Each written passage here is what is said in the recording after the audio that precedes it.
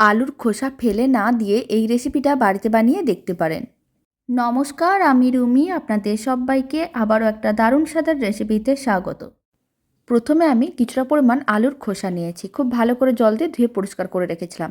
এবার মিক্সিং বোলের মধ্যে নিয়ে নিলাম, তার মধ্যে অল্প একটু লবণ দিয়ে দিলাম, আর দিয়ে দিলাম লঙ্কার গুঁড়ো।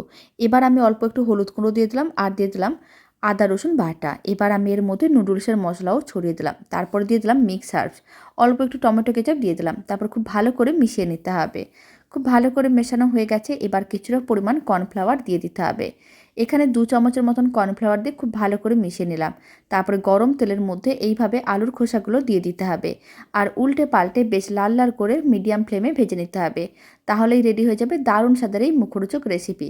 বাড়িতে বানিয়ে দেখতে পারেন, ছোটো থেকে বড় যে কেউ খুবই পছন্দ করবে। আর রেসিপিটা ভালো লাগলে চ্যানেলটি সাবস্ক্রাইব করে নেওয়ার অনুরোধ রইল।